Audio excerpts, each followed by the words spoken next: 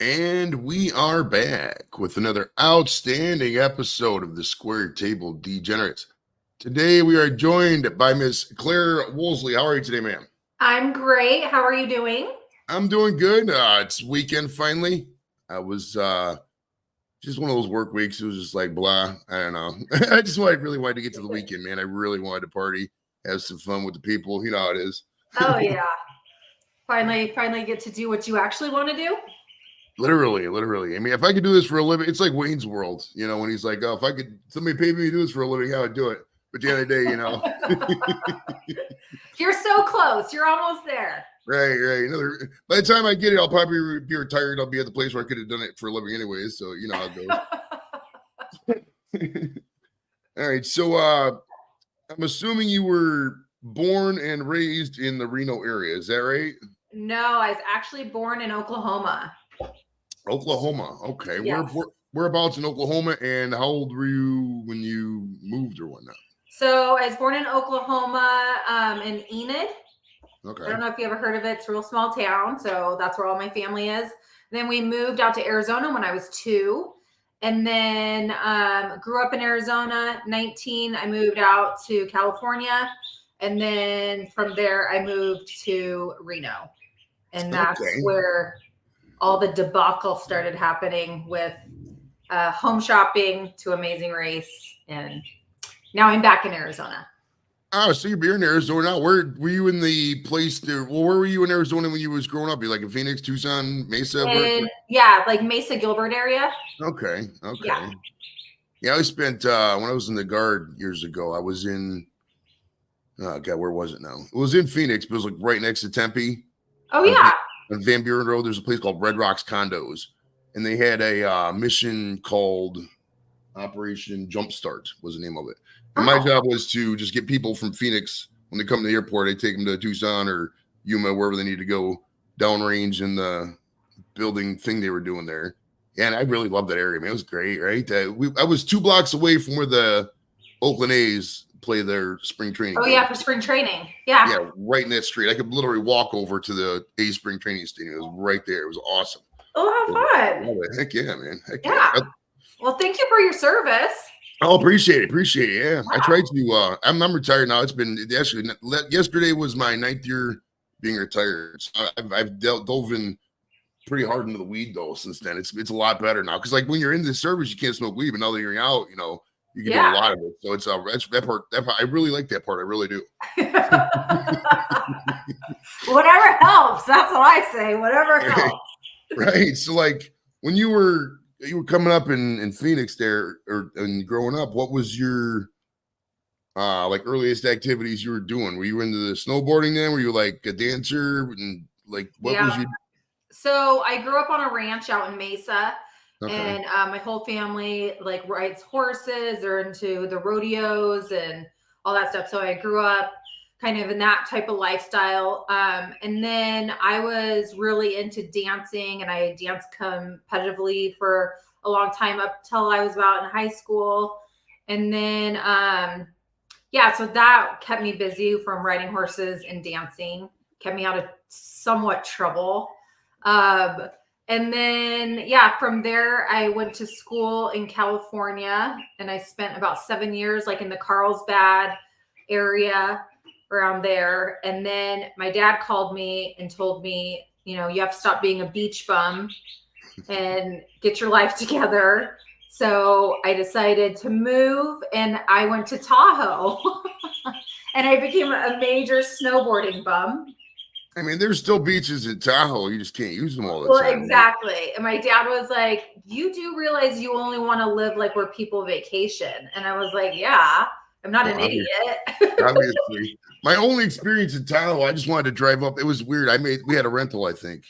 This thing was a rental. I don't know. Somehow we had a car, but we was there's an Air Force base out in California. What the hell is the name of that place? It's outside of a place called Vacaville. Oh yeah, I know where Vacaville. Travis Air Force Base. Yeah, in 2001 we were there in Travis, and I was collecting Hard Rock T-shirts at the time. So I was like, I wanted to see the whole area. I wanted to drive up there because Oregon Trail really fascinated me. Like when you're a kid, you could take the cut off to go to California, and if you hit it during that time with the Downers and the Downer party and all that, that whole area was really cool. So I really wanted to take that drive. And it was banging, man. It was fun. It was a really cool drive. I really like to drive the hairpins and stuff like that. Oh, It was yeah. I think it was that drive that really, I just love mountain drives. Something about mountain drives, the turns and twists are just so amazing. I love driving in the mountains. Yeah. And I think it's because I'm from Ohio, because like we don't really have many mountains. We got hills and stuff, but like there's nothing like out west in them mountains. So if you were going to Hard Rock, you were like in the South Shore of Tahoe. Yeah. Yeah. Yeah. We literally we went there. I should find. I could probably got the shirt in a box somewhere. Jesus, I got too many shirts. But yeah, but then I got a calendar too. I think I had a calendar for a while because I like the white sand beaches too. With the and they got those in Tahoe. It's weird. You drive by and you can just see it when you're up in the mountains driving over. And I don't know how often can you use those beaches. I mean, it's how realistically like what's literally the 3 months out of the year. 3 months. Okay, yeah. So a little And then bit more it's than just Cleveland. cold. So I said, if global warming really took effect and it was warmer up there, I would live there full time. But I just got so over the snow. So I was like, I got to do something. But when I moved to Tahoe, I was snowboarding. There's not a lot of girls that live in Tahoe. So I made a good group of guy friends and we would ride every day and they were making videos and like giving them to Fuel TV and like Extreme Sport Networks and stuff. And so they just asked me, they're like, Claire, can you tag these videos for us, like with a microphone and just be like, oh, this is Ryan so-and-so doing this, double backflip, blah, blah, blah, off the ledge. And I was like, sure. So I grabbed the mic, I did that. And then from there, it kind of just steamrolled. And then I started announcing for like extreme sports for snowboarding, skiing, mountain bike, skateboarding. And everybody kept telling me like, oh, you need to move to LA and become like a broadcaster. And I said, well, why would I ever move to LA when there's a million blonde girls out there trying to get my job, when like Tahoe is the Disneyland for adults, like everything is here. And now when all these extreme sports venues come, like X Games and that type of stuff, I'm already here. So they hire me out right here and it keeps me busy. So I just stayed in Tahoe. And then from there, like a little local network called RSN hired me to do announcing like the morning news, which was such like a bullshit gig because there's nothing going on in Tahoe. So I was like reporting on the side of the road, like about traffic or snow conditions, and people would like be screaming at me, like, how much? Like on the Nevada side, I'm like, no, I'm on the news. I'm not working the corner right now. How much? That's great. That takes me back, man. When we were idiot teenagers, we used to joke about that. We didn't see pizza. Hey, how much? Then we laughed. For those who don't know what we're talking about, there's certain counties in Nevada. I think if it's under 50,000 people in the county or something like that, you're allowed to have brothels. Right. That's funny. That's funny. Yeah. So that's where it all started, my career. I wasn't expecting to ever be in television. I was actually going to school to become a teacher. But then when it started steamrolling, my dad was like, why are you still in college when you make more right now than a teacher does? Just go and carry on with this career and see where it takes you. So then from there, I got a phone call. They were opening up a home shopping network down in Reno. Mm-hmm. And they wanted me to be a host on the home shopping network. And I'm like, I don't do home shopping. Like, I'm into extreme sports. This is stupid. And then they told me how much they could pay me. And I was like, oh, I can sell the shit out of anything. Like, I can do home shopping. So I had to move down to Reno. And then I started doing home shopping. And then that's where I met Brooke, who I was on Amazing Race with. Okay. So you go back to the dance when you were little. Were you like, was it tap? Was it ballet? What kind of jazz? What kind of dance were you doing? All of it. So it was tap, jazz, ballet, and hip hop. Okay. So you did the whole gamut. Your dad was paying for 4 activities in the thing. I've had to pay for 2 because my kid, this is my son's last year at tap. He's going to be in high school. He's done with it. He just doesn't want to do it anymore. And my daughter, she did ballet for a while. And about 3-4 years ago, she kind of became, I don't want to use the word, she would say she's emo, I guess. She's not like, she goes to Catholic school, so she's not too emo, but you know how it is with the. Oh yeah, you grew out of it. Yeah, she's too cool for it now. Right. But she's still my blood though. I like Nikki. Nikki's a cool person. No. Now, when you was doing were you like also into those modeling pageants, like the dance model? What was not the dance models? What's that show where they used to? Might have been dance models. I don't know, but I'm talking about the tiaras, toddlers and tiaras. Were you into that kind of thing? No. Okay. No. I never did that. Okay, good. Because that's corruption, man. Yeah. Icky. I don't like the whole world. It's ridiculous. No. Now, so you were in high school. Did you keep dancing in high school? What was you doing in high school? Playing sports at all? Or was you like, if you were a Breakfast Club member, who would you been? So when I got into high school, I was kind of over dancing because it was like taking up. I was at the dance studio right from after school until like 9 p.m. and I was kind of over it. So then I tried out for the cheer team. I became a cheerleader, and then that's what I did throughout high school, is just cheer. Okay. Yeah. So you're getting out of high school, and you're thinking about becoming a teacher. Did you think about doing service? Were you gonna, just start working? Where'd you go to college at right out of high school? So I I did community college here in Scottsdale and moved in with my best friend down in Tempe, right by ASU, which probably wasn't the best idea. Mill Avenue, baby. I partied at ASU many times. It was a good time. And then from there, I wanted to make a change. So when I moved to Carlsbad, I went to National University. It's kind of just like a small private college down there. Okay. And I went there, and then I was doing like a lot of online classes, not showing up for my classes, just living, your young 20s, like you don't really go to school when you're living in San Diego.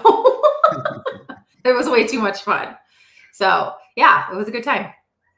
That's awesome. You're down at ASU partying there. I remember Mill Ave. I mean, there was my buddies like going to this place called the Library. The library. It was okay. I mean, we were there the one time, and this was 07. It was 07. This is silly, but they were doing this Girls Gone Wild. They're like, "Oh, we're gonna have a Girls Gone Wild taping."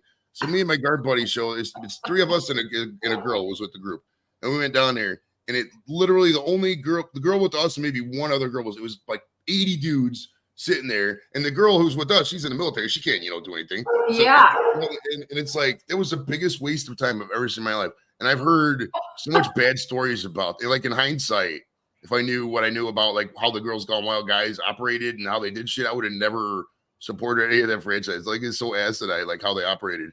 Like it was just complete extortion, right? It's horrible. Well, and nowadays there's no way they could ever get away with that. Are you kidding me? Like, think about us in our 20s and the stuff that we got away with and what was going on. Like, looking back at it, I'm baffled. I'm like, oh my gosh, people would be getting canceled left and right if they saw what we were doing in college. Like, it was crazy. All right.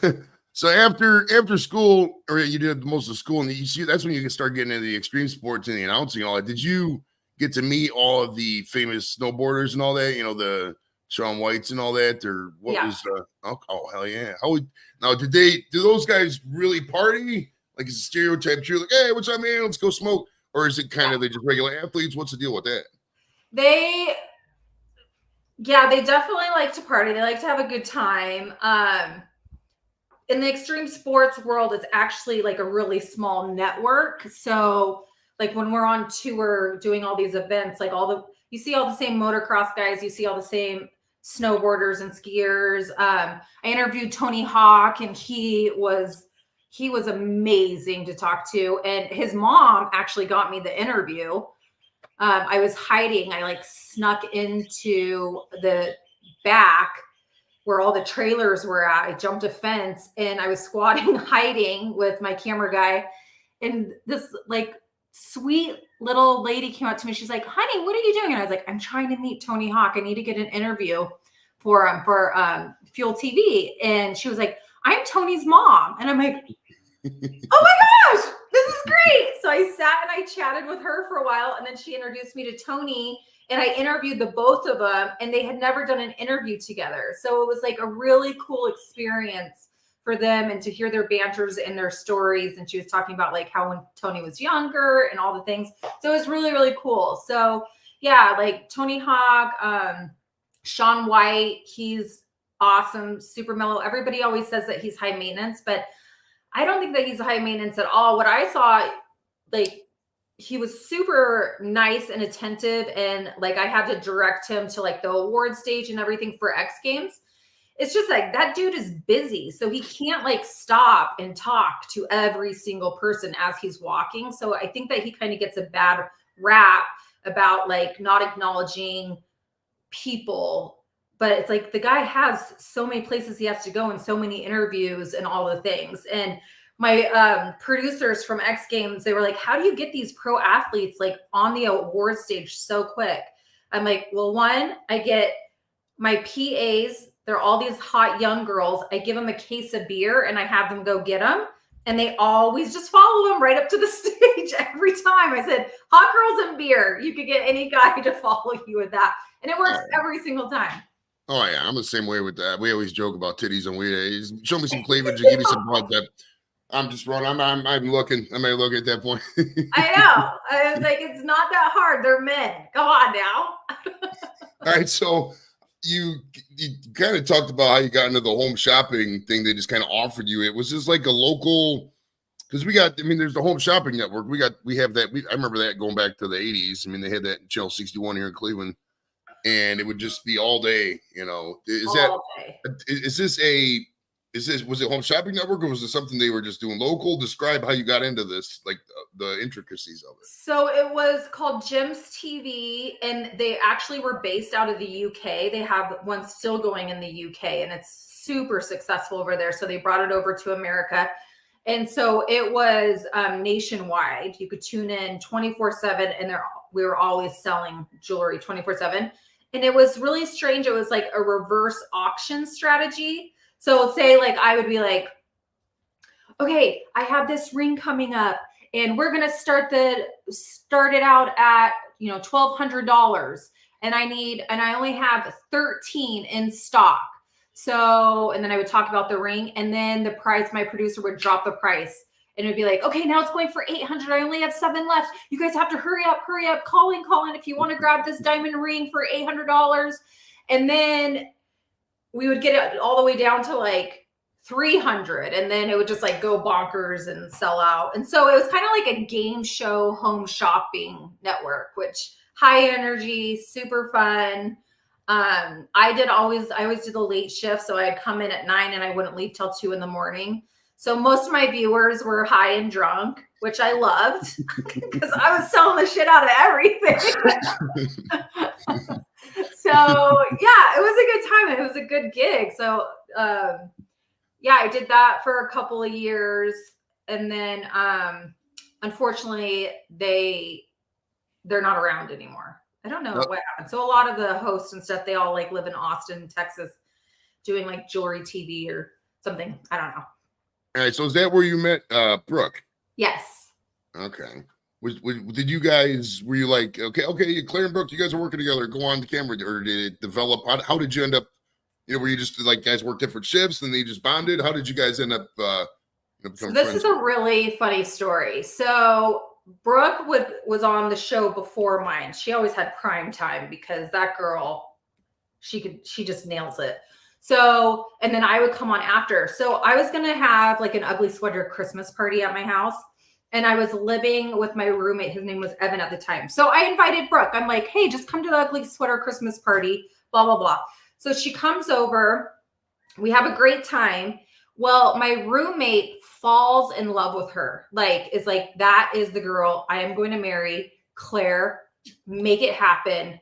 Like, hook me up with Brooke. And I was like, there's no way. She is way out of your league. You are never going to nail that one down. He's like, please, please.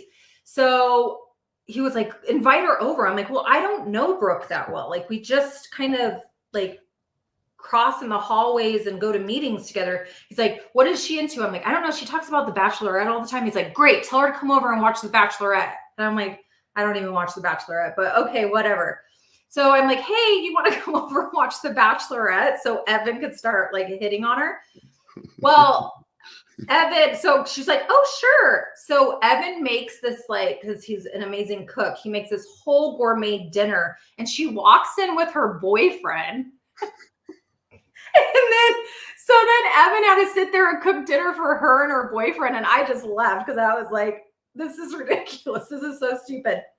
So anyways, then after that, she just kept coming over, and then I told Evan, I said, Evan, if you're going to do this, you have to follow my rules. Like, Brooke is just a class act. She's gorgeous. I mean, all the guys want her, and she's used to that attention. So I said, play the bro card. Like, do not hit on her. Do not flirt with her. Just like invite her to fun things, but never hit on her. So they started going skiing with each other and just hanging out and all the things. And so this was going on for like over a month and a half, 2 months now. And one night, I'm getting texts from both of them, and they were on they were on vacation somewhere. And Evan's like, I'm sleeping. I just laid down in bed with Brooke. I don't think I can hang on any longer. I'm about to snap. And then Brooke's texting me, hey, Evan's never she goes, I'm literally like laying next to him in the bed, and he won't like touch me or snuggle with me or anything. She goes, is he gay? And then I text Evan. I was like, Evan, she thinks you're gay. Abort mission, tackle her. It's on. Game on. And so then after that, they're married now and have 2 kids. And then that's when Brooke and I became really good friends, is when she started dating my roommate. And then we became best friends after that. That is a serious solid. That might be the coolest story I've ever heard a girl do for a guy. Look at that. That is epic. Props to you on that. Serious props right there. You get the game. I love it. I dig it, man. I dig your style. You gotta play the game. I get it. That's epic. For all you single guys out there, you heard it from the, proverbial whatever right there. She's telling you how to do it. That's a solid right there. Get yourself a nice friend who's gonna hook you up. That's right. That's a true girlfriend. That's not, somebody who's gonna friend zone you and trample over your feelings. You get somebody who's gonna look out for your best interest. That's awesome right there. Yeah. Freaking awesome. Now, did you follow the show The Amazing Race before you applied for it? You did. I didn't either. I'm not gonna lie to you. Before today, I think I've maybe seen clips, but I watched the one, like the first episode of that season you were on. That was it. But so you have heard of it, I'm sure. What was your? I didn't. I had no idea what it was. Brooke came to me and she said that she had applied for Amazing Race, but they already had too many couples on Amazing Race, but they loved the fact that she had like a home shopping background. So when they're casting for Amazing Race, they always want to know, like, what's your niche, right? Like, what makes you different from everybody else that's applying? Like, so that's when people say that they want to apply to Amazing Race. I'm like, you have to do something different. What is different about you? Why would they want to pick you, right? Mm-hmm. So she came to me and she was like, they like that I'm doing home shopping. So they asked me if I had somebody in home shopping that would want to do Amazing Race. And I said, oh my gosh, no. Like, I hate reality television. I would never do that. And she goes, well, too bad. Production's coming out to interview us this week, like in 2 or 3 days. I'm like, oh my gosh, Brooke.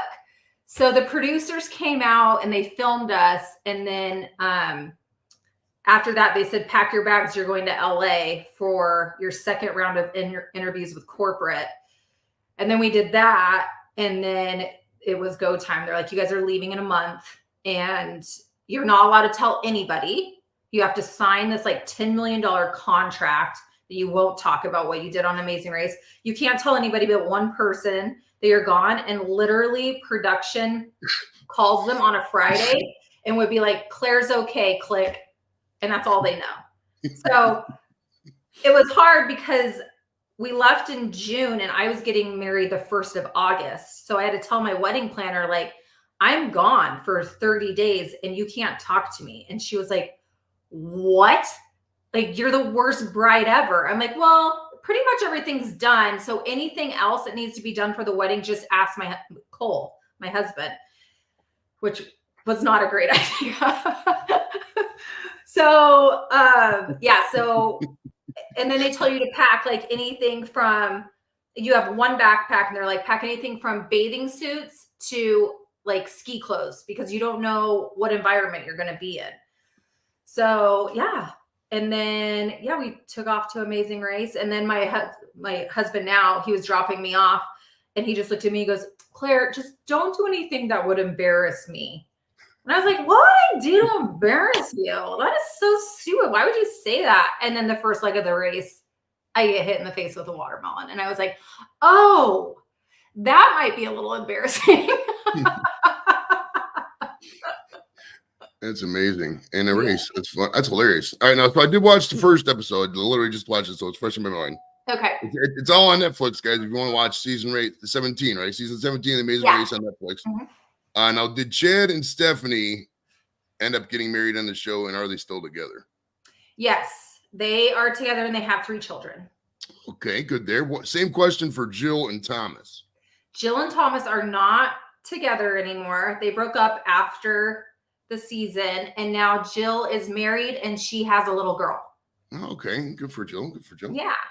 All right. Now, when they were doing the scenes, like explaining things, like everybody's standing in a group and they're putting the camera around and doing this, did they like just do the camera angles and then dubbing the voice after? Do they do like a bunch of takes on that? How do they film those explaining scenes? What's the deal there? So, are you talking about like the voiceovers from?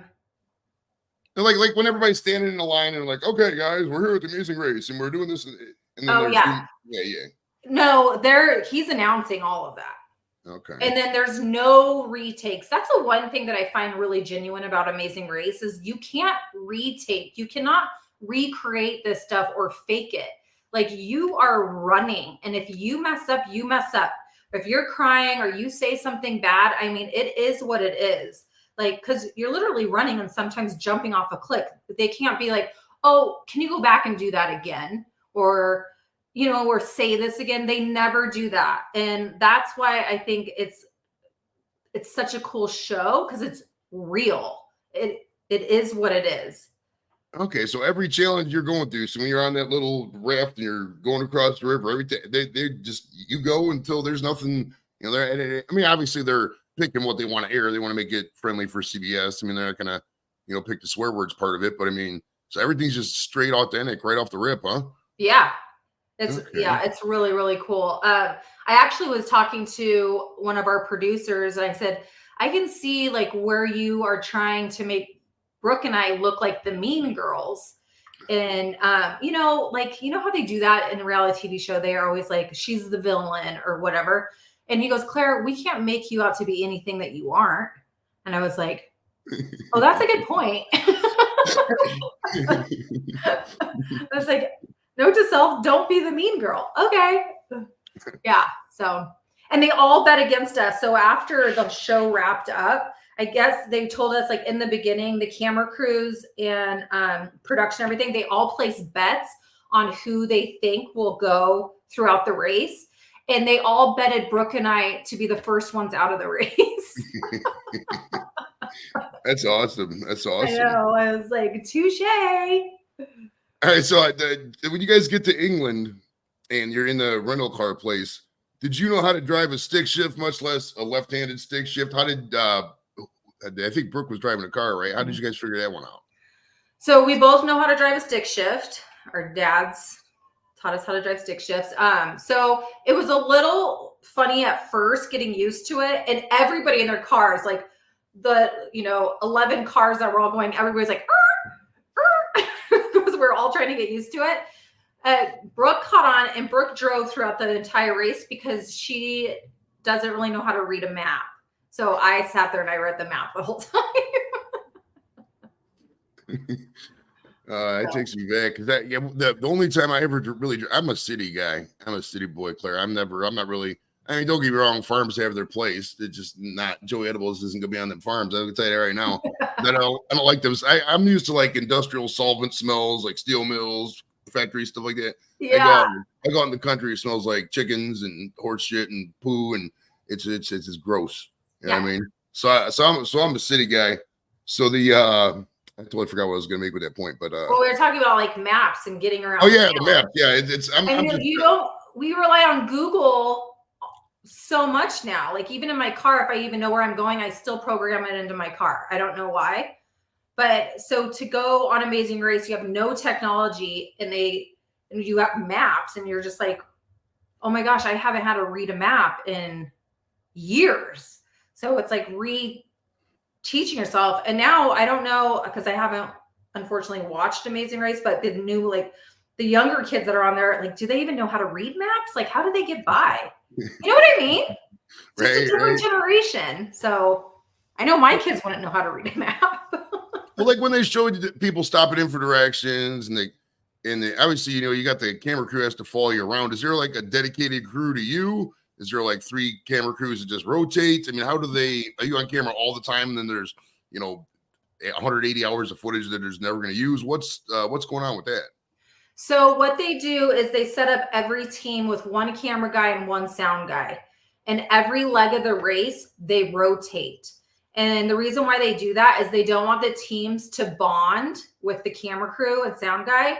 So then, like, they won't give us like hints and stuff like that. Like, and 2, I'm not gonna lie, like some of the camera crew guys are better than other ones. Like some of them run faster, and you can never be 20 feet from your camera crew.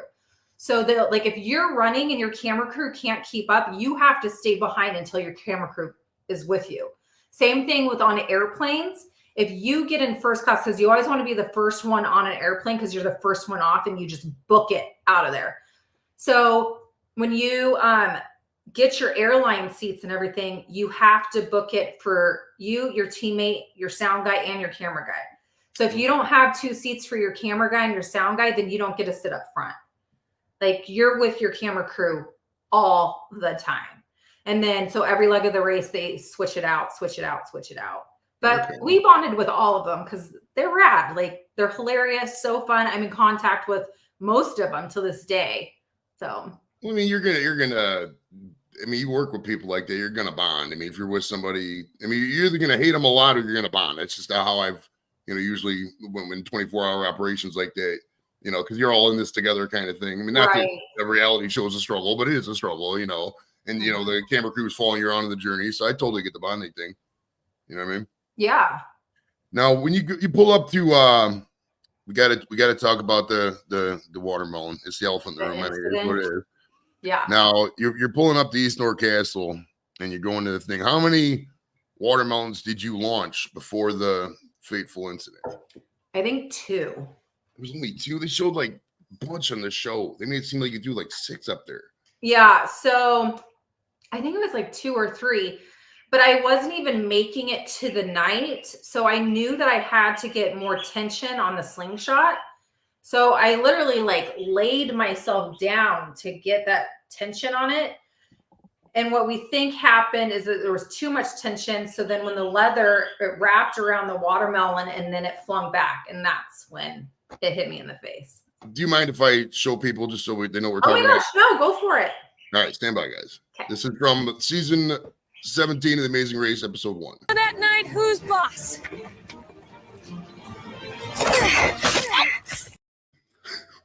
Yeah, that's me.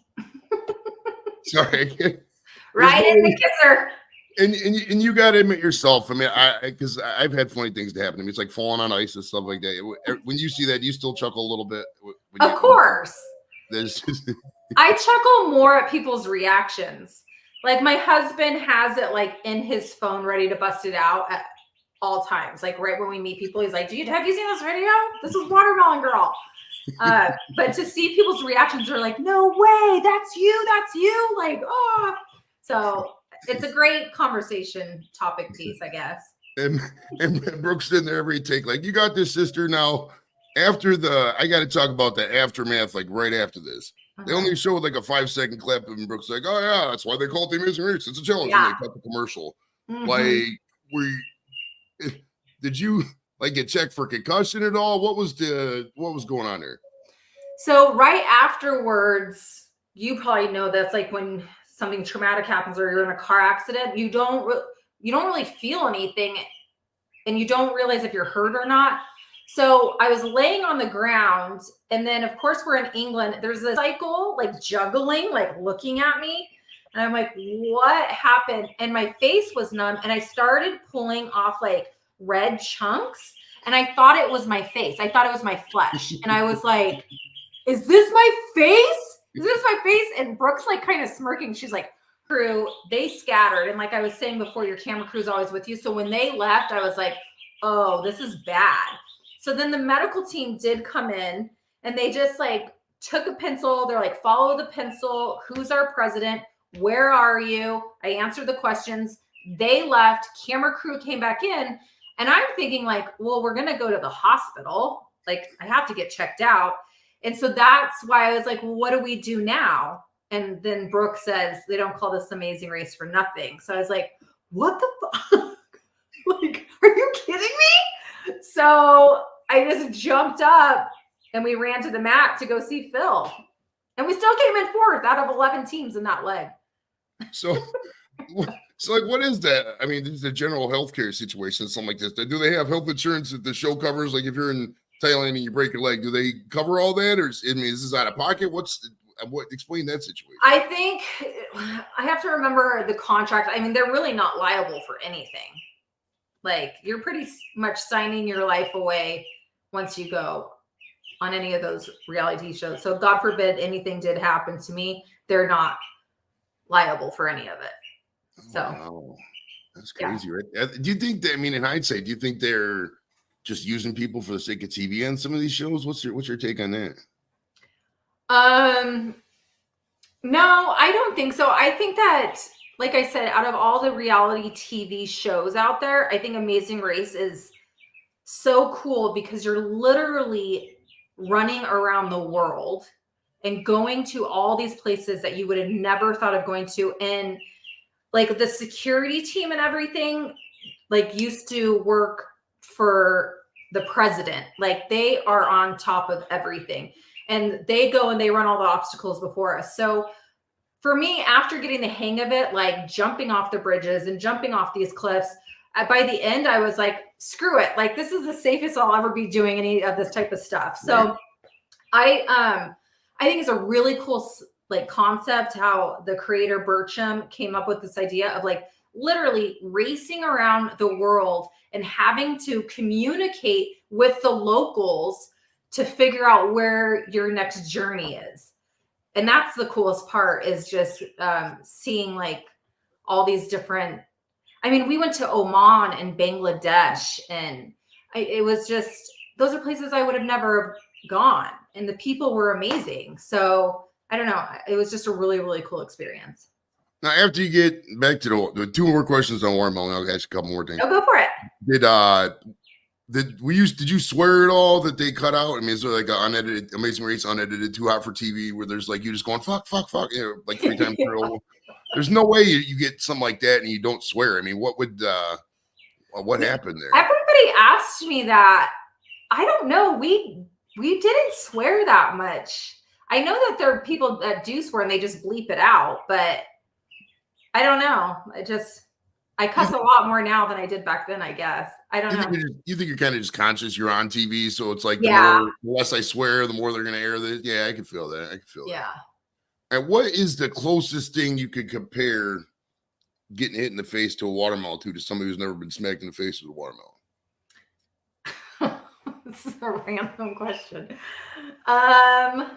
I guess it would be like, I want to say a water balloon, but that doesn't even give it justice. You know, like when you get smacked in the face really hard with a water balloon, it just like stings so bad. But I haven't been hit in the head with anything else but a water balloon and a watermelon. So I can't compare it to anything. All right. Before this incident happened and since all this, do you like watermelon, just eating watermelon plain? No, it kind of gives me PTSD a little bit. Okay. I stay away from it. And then the thing that I freak out about are slingshots. Like anything that I have to grab that has like tension in it, I won't. Bungee cords, like anything, I'm like, nah, stay away. I'm a magnet for those things. Okay, so I've seen that slingshot ride at the Cedar Point, all the parks. We just go down and shoot up. You're not getting on that, is what you're telling me. Okay. No, never. No. Cannot blame you on that. Now, other teams ahead of you like get notified of the danger, or they just kind of like went ahead and just, all right, wash Claire off and let's keep this ball rolling? Yeah, I don't think. I mean, they heard about it, I think, after they crossed the mat, but I talked to Nick. There was Nick and Vicky that were on there, and Nick said that it happened to him too, and it went back and it hit him in the balls. Oh, geez. Yeah, and I was like, well, why didn't they film that? Right? Yeah, I was like, that makes better television than mine. But he was like, that happened to me too. So I was like, okay, here on after, I don't think they're going to be doing slingshots anymore on Amazing Race, but who knows? Now, is this a normal activity at East North Castle, like as part of their medieval fest, or was this just set up for you guys? I think it was just set up for us. Okay, because I was gonna say, like, this doesn't seem to be a safe activity. No, For no. animals. Oh, yeah, we did the same thing Claire did. I'm just gonna pull back this thing. Hopefully, it doesn't whack me. Yeah. Line the children up. It's fine. Yeah. Yeah, they must have went through a couple hundred watermelons in that bad boy, huh? I mean, how many did you end up hitting did it take you to hit the target or to hit the So after that, I think it was like 2. I finally got it, and then we ran. Okay. Yeah, so we weren't there long. It was just like that accident, and then yeah, off we went. They made it seem like so much longer. Do they like stretch? I mean, like it's probably been years since you watched it, if you even have watched it, but like from the time they film it to like how long I mean, obviously they have to condense it down to an hour, but does it seem longer? Do certain things seem longer when you're watching it as opposed to when they actually happen? No, it's a lot shorter. Like, I mean, they're filming us almost 24/7, so they have to edit it down a lot. Like, there's a lot of things that Brooke and I were like, we cannot believe they didn't use that footage of when we like went through the river in our truck and we weren't supposed to do that, or like these things. But it's so time restricted of how much they can get into that one episode, and they still have to tell the story. So, yeah, the time went by way too fast. And I saw you avoid elimination of the first show. No, I think you made it pretty far. How long did you make it in the show? We got second place. Oh, nice. Yeah, we should have been first, but whatever. What would you have realistically done with the, I don't know, $300,000 after taxes after you split with Brooke at the time? What do you think you would have done with it? Invest it. Just invest and get more money? Yeah. I mean, I'm boring like that. I feel it. I don't know. I mean, honestly, after you break down prices and you really look at what prices are, sometimes, okay, it sounds cool, $1 million, but there obviously something like this. There's 2 of you. I don't think each of these don't get $1 million. You got to split that, right? And then there's. I'm not an expert on tax law, but I mean, you're going to different countries, so maybe they're taking taxes from different countries too. At that point, I don't even know. Geez, that'd gotta be a nightmare. Huh? Yeah. I think that we signed something. Like we were working out of country or something like that. We had to sign something that, yeah, I don't remember what it was, but like we were working out of country or something. I don't know. I don't remember, but yeah. Did you end up getting paid? I mean, just like a scale or something, or was it just winner take all? There was nothing for you. No. So Brooke and I, second place was, what did we both get? Like 20,000. 20. We split. I can't even remember now. I think we got like 12,000 each. Okay. That was after taxes. Yeah. And then each leg of the show, you win a trip. So we won a trip to Hawaii, and we got a trip to Mexico, and I think to Chile, but we just cashed that one out because we couldn't go to Chile. Okay. Yeah. To go whatever. Okay. Now, it says, I read the kind of the synopsis of where you guys went. It says you went to Massachusetts, Ghana, the UK, Sweden, Norway, Russia, Oman, Bangladesh, Hong Kong, and South Korea. Now, was there at any point when you said there was security, there was a team there. Was there at any point, did you feel unsafe at all? Were they on top of that? I mean, they're on top of it, but I mean, they really put us in some like really shady areas, but I think it's just to show what the world is really like. So when we were in Ghana, we were running and the security team was running ahead of us. But in the village that we were in, the security was telling us it was really bizarre. They all start like yelling, like screaming, and then the screams will carry out throughout the village to like warn the other villagers that somebody's coming. It was like an animal instinct type of thing, but it worked because as we were running, the yelling just kept going and going and going. And I'm like, what is going on? This is insane. And then, of course, they're all curious. So they're all coming to see what we were doing. Right. And this is a really bad story, but we were finally getting to the mat, and I see Phil, and they literally have armed guards like all around us, like with their machine guns and everything. And we were underneath this huge bridge. And so we see Phil, and there was this guy that was on top of the bridge, and he had like drawstring pants on. And obviously he was on something, or something was wrong with him. He fell off the bridge and his pants fell down, and his wiener like hit my arm. Oh. Yeah.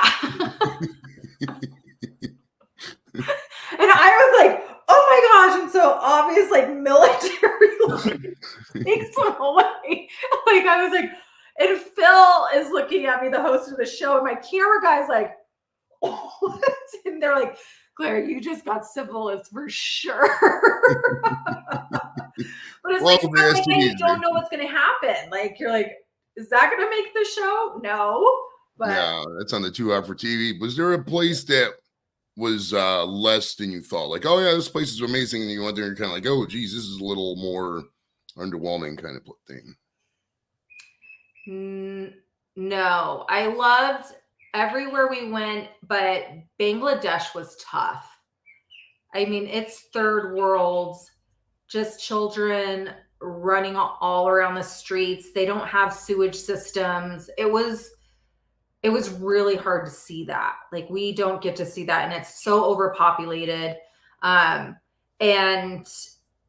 we were in these rickshaws, and I was with my camera guy, and there was this little girl. She was beautiful, and she was running it by our rickshaw. And I just took the camera guy's sack lunch and I gave it to her. And our camera guy was like, Claire, that's the only food that I had for the whole day. I go, you don't even know when this little girl ate the last time. We know we're going to get food eventually. Like, it's that type of stuff where it hits you hard, and you come back home, and then you have to be so grateful for your surroundings and where you live, because they don't get that opportunity. So, yeah. Yeah, Bangladesh is crowded, man. I know a guy through a Facebook group. He has a Vespa, and I got a Vespa. So, and I talked to him before, and he shares pictures. And every picture is so many people. Like, my goodness gracious, Bangladesh is tiny comparatively. I mean, look at it on the map. I mean, it's compared. I mean, I don't know how big is Bangladesh? Maybe the size of Colorado. That's and it's like the 9th most populous country in the entire world. That's so many people, man. Oh, it's insane. Was there a place you went that, you know, at first was whatever, and then really blew you out the water? You're like, okay, this is really nice here. This is cool. So the 2 places that I really want to go back to and spend more time there was Russia, which I don't know I'll be going in there anytime soon, but like, their architecture there was phenomenal, amazing, and it's so clean. And like, I was like, I want to spend some time here. This place is beautiful. And then when we were in Hong Kong, we literally just got to run through it. But I would love to go to Hong Kong. Their technology out there is just like, I can't even explain it. Like, the way, like, their billboards are like holograms, and there's just lights everywhere. And I'm like, I want to spend time and like see their culture here. You know, it was really, really cool. Yeah, I always loved to visit Hong Kong back when it was still under the British protectorate. I still wouldn't mind visiting. I don't know. I'd have to see how it plays out, because they passed some recent laws out there, so I'd have to take a look. You know, I see some wild things. The last day I needed somebody looking on my social media, like, oh yeah, well, you got 400 posts here that say my country is blah blah blah. So in the slammer you go. Right, next thing you know, I'm some kind of bamboo jail, you know, eating rice all day. That's the last thing. Actually, I could probably use that diet, lose about 40 pounds, and come back. But you never know. There you go. If they let you go. How was it? Did you stop and do like traditional media during the show? Like you're, in Russian, you do a Russian morning TV show, something like that, or how was that kind of stuff? Even after the show, like going on Good Morning America or whatever kind of shows like that. So we didn't do any interviews while we were on Amazing Race, but when we got home, we did like CBS, like Good Morning America, that type of stuff. And then of course, like for our local news stations, and then we did a couple podcasts and just like here and there did some fun things. Okay. Now, did you go back to the Home Shopping Network after the show was over? No, I didn't. So after we were done, we came home. I was getting married, and that's another thing. So my husband took control over the finalizing our wedding. So I'm in my wedding dress, beautiful venue, and my dad is about to walk me down the aisle, and there's this huge like Marlin ice luge, and people are taking Jaeger shots out of its butt. And I was like, what is that? In the middle of my wedding. And Cole was like, you told me just to do anything I wanted with the wedding. And I was like, oh my gosh, not an ice luge of people taking shots out of its butt, but it is what it is. So it was a good time. Yeah. So then after Cole and I got married, I got pregnant with my son right away. And so I just didn't go back to work. And then unfortunately, Jim's TV shut down right after that as well. So then I just became a full-time mom. Okay. How long after the filming of the show did it air? I think it was about, I don't know, maybe 6 months, maybe. How, on a scale of 1 to 10, how hard is it to not tell anyone about what's going on? I mean, if I hear like, if I see a sewer grates, malfeasance down the street, I'm like, hey buddies, I'm horrible at keeping secrets. How did you do that? I mean, you got all these secrets and everything. You could have just been, I mean, obviously you got is it the pressure of the contract that just keeps you down? How did you, did you tell Cole anything? I mean, what was the deal? No. So, I mean, there was some things like in one of the legs of the race when we were in Hong Kong, they had like this huge buffet of sushi, and their sushi is not like our sushi here. And whatever you touched, if it wasn't rubber, you would have to eat it. You're trying to find a rubber piece. Well, after a while, it all looks like rubber. And they kept like spraying it down with water, which was so disgusting. So I ate so much, and then I puked my brains out on TV. And so that's another clip. And so when I got home, everybody wanted to celebrate that I was home. So they took me to a sushi restaurant, and I couldn't even smell it. I was like, and Cole looked over at me and he was like, there's something to do with you eating sushi, isn't there? And I was like, maybe, yeah, like it's bad. So then it was about like a month before Amazing Race was going to air. I was out at my parents' ranch spending the night out there, and my phone started blowing up, and people are like, are you Watermelon Girl? Are you Watermelon Girl? And I'm like, what is going on? So my producer called me, and they're like, okay, somebody leaked the watermelon incident on Twitter, and you are going completely viral right now. And I'm like, oh my gosh. So I went and I ran into my parents' room, and I was like waking up my dad. I'm like, Dad, you have to wake up. You have to wake up. And he's like, what's going on? I'm like, a video of me got leaked on the internet. And he was like, whatever you did, we will take care of it. And I was like, it's not a sex tape, Dad. And he's like, oh my God, good Lord, good Lord. And I was like, what in the world? I go, come here, I'll show it to you. So I showed it to him. He's like, oh my gosh, how do I post this to my Facebook? This is amazing. And I'm like, oh my gosh. And so, yeah, like my phone, I like literally went into hiding because everybody was calling me. Everybody recognized me wherever I was going. They're like, are you Watermelon Girl? And like, I wouldn't even watch TV because it was on, ESPN, it was on Fox News, CNN, all the late night television shows. And so finally, like, I was like, I'll just watch the Weather Channel because I cannot handle how many times I have to see this video. And then the weather guy started talking about it. And I was like, I can't get away from this thing.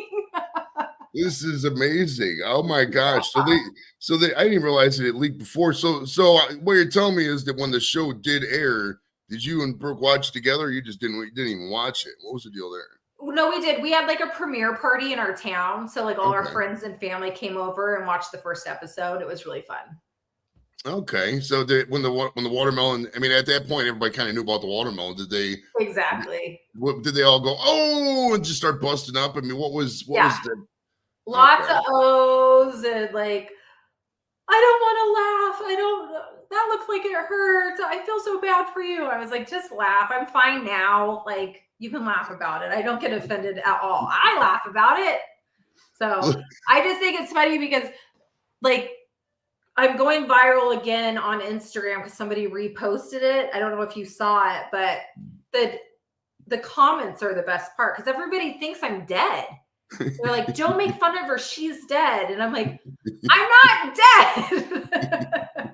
So, there's all these like crazy updates on me. And I'm like, this is insane. All right. So besides The Price is Right, have you done any other game shows? No, just The Price is Right. All right. So you were on The Price is Right. Is it the normal thing where you send in? Because this is years ago. I didn't actually go. I sent in for tickets. Back then you had to like mail them something and they send you a thing in the mail and then you show up. Is that how that worked? Or how did you get on there? They were doing like a reality TV star episode. And so the producers from Amazing Race reached out to us and was like, will you go on Price is Right? And I'm like, yeah. Oh yeah. Now, did you get so you're on stage. Did you win the bid? No, we were way off. We didn't even like make it to the finals. We were horrible. I know. That'd have been cool to pull that big wheel. And did you get to pull it, at least touch the wheel and pose with it? I spun it regardless. Okay, cool. Is that thing heavy? How heavy is that wheel? I mean, it was. I was surprised. I was like, no wonder all these old ladies kept getting like flinged underneath it. So somebody out there's had a nightmare of that wheel just falling off and just rolling down the stage and crushing them. I know sure. Now, did you get to meet Mr. Drew Carey? Yes. He's hilarious. Gotta be the nicest guy in the world. He's from Cleveland, where I'm from, man. It's so is Steve Harvey. All the game show hosts are from Cleveland. So if they're ever looking for a game show host and you need somebody, but you got to do the show in Cleveland. I'm not gonna fly out to LA. It's not happening. You know what I mean? Have you ever been to Cleveland yourself? I haven't. Oh, we got to bring the family up here. There's a lot to do, man. You guys love it up here. I mean, it depends what you're into. I mean, most people just come up here for events or if they're meeting people.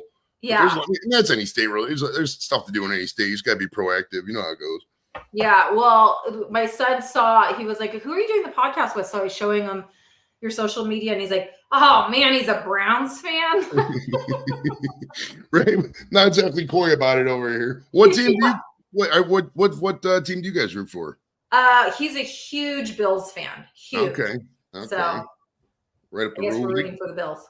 They're getting a brand new one up there. I'm not gonna lie, Bills Stadium, the one that's there now, it's okay, but it's like, I don't know, a lot of it's kind of old. So I know that it's a good thing they're getting a stadium, but man, they're going crazy. Yeah. Like, geez, like the PSL's permanent seat licenses are just, the one guy say like $100,000. It's like, I love my brownies and I love my season tickets, but yeah, I'm not giving them $10,000 just to right to buy a seat. Maybe $2,000 I'd do it, but not for $10,000. No way. No way. No, we got some silly questions here. Okay. How long would it take you to parallel park a car right now? I don't like 4 minutes. Okay. Not bad. I'm not bad. All right. Beatles or Queen, out of those two bands, who would you pick? Queen. Okay. That's a popular answer with the UK guys. We got a big UK contingent over here, and they love the Queen typically more. All right. When was the last time you was at the movies, and what did you see? And did you get any free popcorn? What did I see? It was probably a kids movie. For me, I think it was the Super Mario Brothers movie. I saw that. I think it was I saw that. That was actually pretty cute. It was a good movie, right? It wasn't. There was no. I hate to use the word virtue signaling, but it was a movie you can go into, shut your brain off, and just watch it instead of being bombarded with messages about how bad we are. You know what I mean? Well, now that you say that, that was the last movie I went to. The Barbie movie. I took my daughter and I was like, oh my gosh, get me out of here. I actually saw the Barbie movie too. I actually got because I saw that shirt that said I am Knuff, and I was like, I got to give me that shirt. I do. And I'm an old bastard, Claire. I'm like 47, so I had to go to Hot Topic and pretend I wasn't like way out of age there. And I bought the multicolored tie-dye Knuff shirt, and I got it. And I wear it every now and then. But if there was like a Barbie night with Nikki or something, I could wear it. So it's funny because like she wears a lot of all my old shirts because like I'll have like band shirts and she'll just rock them when I'm not wearing them and stuff like that. And my old ties, and her emo outfits and stuff like that. So it's kind of funny. Love that. An inadvertent way of bonding we got here. All right. Now your IG said you got 3 doodles and 5 chickens. Now, which ones wake you up first? Is it the dogs wanting food, or is the chickens going bok? It's morning time? What's the deal? So I actually, I have 3 dogs. Now I have 15 chickens, and I have 2 ducks. My ducks are sitting right here. Now, are these my duck? Yeah, show me the duck. I love ducks. We're about to see a duck. It's the first time we ever had a duck live in the air, guys. This is amazing. Oh, is that a boy duck or a girl duck? I'm not sure yet because he's just a baby, but I'm hoping it's a girl. What do you name these things, or what is the? Oh yeah. Okay. So this is Pablo Quaxabar, and then I have the other one's named Wiggles. My daughter named him Wiggles. Okay. Now for the chickens, do they? Because I'm not a farmer. As I told you earlier, I'm like a city guy. Is there like a bunch of are they all like hens and they're laying eggs, or is there a bunch of roosters? Okay, so you guys are getting the free eggs then. Okay. Well, there's my son. I told him that you were making fun of him because he's a Browns fan. Oh yeah, Browns suck. Well, I mean, the kid doesn't really lie. I mean, if you look at the Browns records, I think it's the worst in the league, so we do suck, but we still try to root for him. It's great, He's not bad. Now, would you say being a parent is more hectic now or when we were little? Like, do you think our parents had it worse, or do you think it's more rougher for us? What's your take on it? I think it's way tougher for us. I mean, I don't know how your parents raised you, but we were not allowed to come inside until after dark and the street lights were on. Like, my parents would lock the door. And I'm like, I'm thirsty. And they like drink through the hose, They had no clue where we were at any time. And we just survived. And it was great. Like, we had no phones. We all knew where everybody was at because all the bikes were in front of that house. Yeah. And it was just kind of like carefree where you could actually ride your bike to the grocery store or the park. But nowadays, I just feel like I would not let my kids go to the park by themselves. Like, it's just a different world. It's weird too, right? Because statistically, I don't think anything's really went different. I mean, there's no more or less. I mean, there might be on the fringes, but I mean, it's not like, kids are getting abducted in every corner now when they weren't in the 80s, that kind of thing. Is it because we do have access to the TV and the media and stuff, so we hear more about it? I think people are a lot more just paranoid and scared about stuff that could happen. Right. I mean, because getting a child abducted is the biggest parent's fear most of the time. Of course. But I mean, if you look at it statistically, I mean, like cold abductions, and most times somebody gets kidnapped, somebody they know them, custody situation, something like that. I mean, like if Jimmy was standing outside, a van actually pulling up, taking Jimmy into the van, that's so. I mean, at least in my opinion, I'm not a expert. I don't work for the FBI, but like I think it's just so rare, and I think that like shows like America's Most Wanted back in the day, or the one with John Walsh with missing kids, all that. Yeah, freak people out so much that they were just like, all right, nobody's going outside, and now. If a kid walks outside and they're playing, some guys call the cops on them. That's so I know. Like some mom got the cops called them because she let her kids walk to school. I'm like, what? That's crazy. But I do think too, like a lot environmentally and stuff that's going on. Sorry, I'm going to get into conspiracy theorists, but I do like have my own chickens and everything. So let's get into it. Like after Corona happened and the lockdowns and everything, just like everything in my head shifted. Like what's really going on? What's the big plan here, right? And then I started looking into like what they're doing into our food. So it's like, you can't just go out and get your kids food now and their favorite stuff. And then you're reading the ingredients. And it's like, why are these ingredients illegal in all these other countries, but we're allowed to feed them to our kids? Right. And my parents didn't even have to think about that. So it's like all the processed food and all the worrying about what's going on in the world. I'm like, I just want to feed my kid a damn apple and not have to worry about the chemicals that are on it. Like, I don't know. I just feel like everything's getting more and more difficult.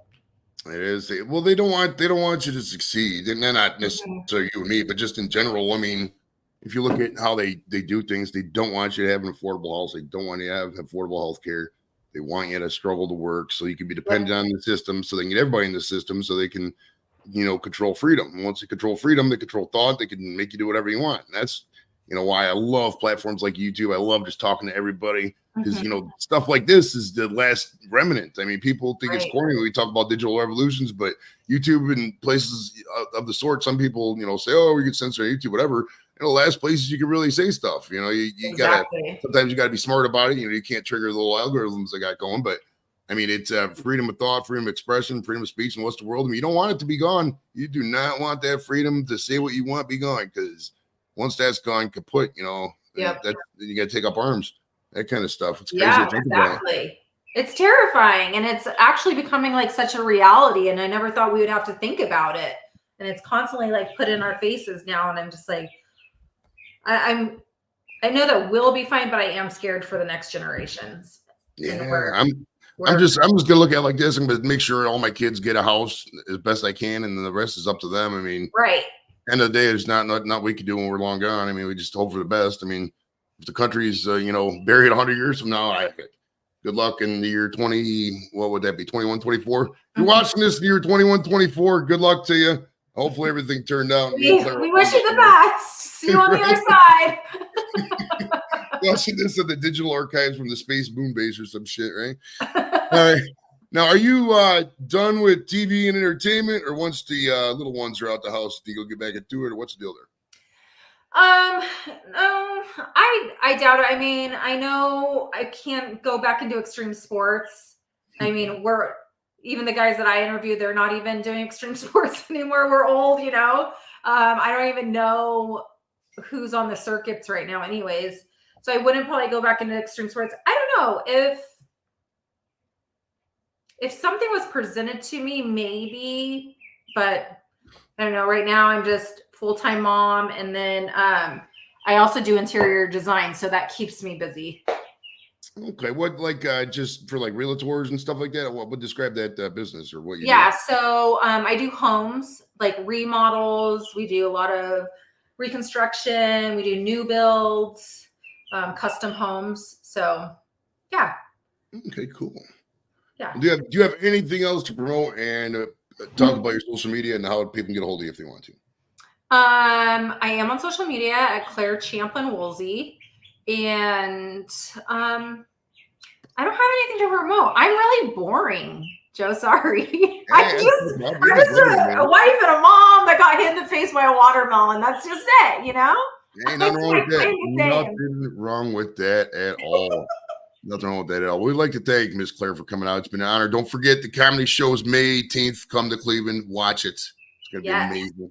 And if you got any people from the past, Claire, any action sports stars that you think would like doing a show like this, let me know, because these guys do not return my DMs.